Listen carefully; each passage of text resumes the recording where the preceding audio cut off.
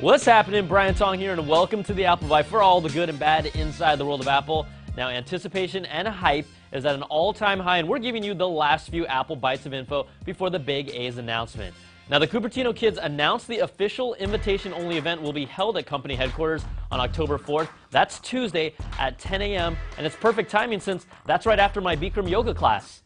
That's right, I'm flexible, and the special event is titled Let's Talk iPhone.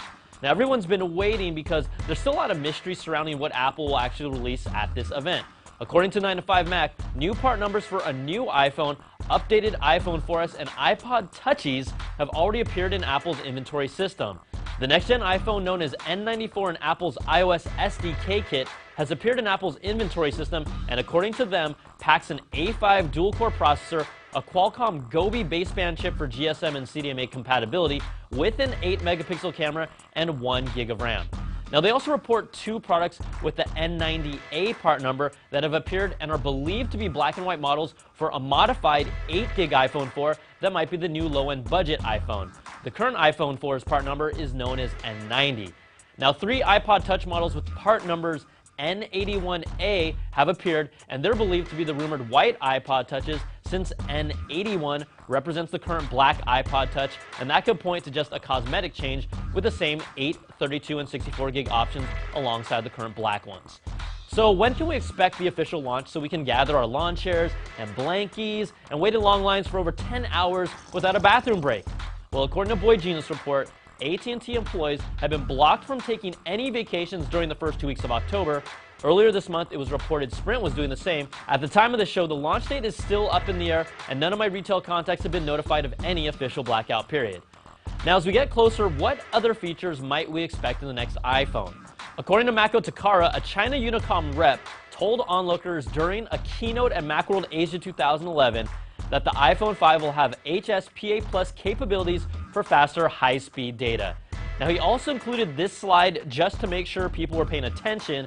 China Unicom was the first carrier to have the iPhone 4, so you've got to be wondering what that guy was smoking to publicly announce that. Probably the same thing that AT&T in the US has been smoking since they've been marketing HSPA Plus as 4G all this time. Now, other revelations from 9to5Mac point to the biggest new feature in the next-gen iPhone called Assistant. It's the next evolution of voice control and based on their acquisition of the Siri Assistant.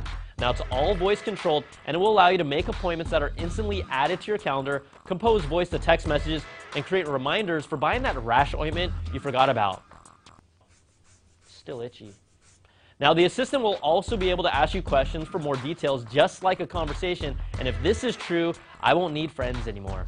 Now, we'll find out about the real facts on October 4th, but let's just tease you a little bit with what it might look like.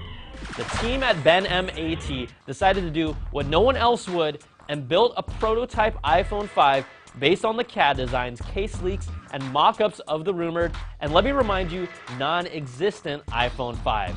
Now, look at how dramatically he reveals it. Dude, stop staring at me like that. And I'm still impressed, but awkwardly blown away by watching an Asian guy really fluent in German.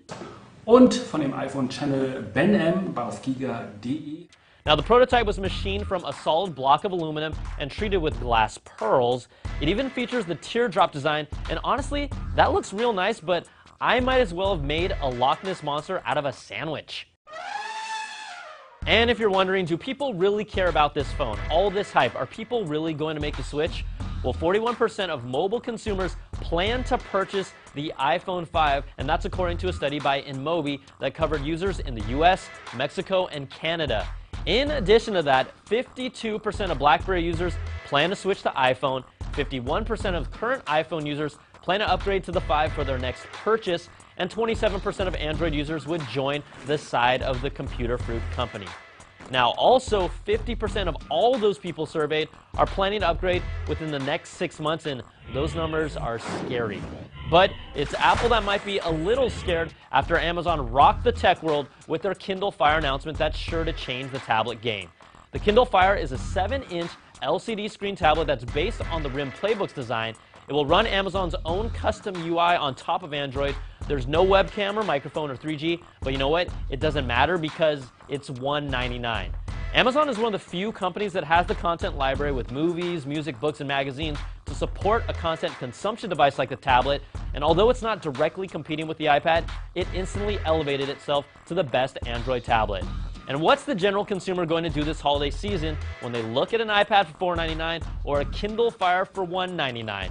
It will be a very interesting holiday to see how it plays out, but kudos to Kindle, and it'll only get more interesting when they release future hardware and a larger tablet. All right, that's going to do it for this week's show, but we'll find out all the new goodies Apple is dropping on us on next week's show. Email us at theapplebite@cnet.com with your reactions to Apple's announcements. I'm Brian Tong. We'll catch you guys next time for another bite of the Apple.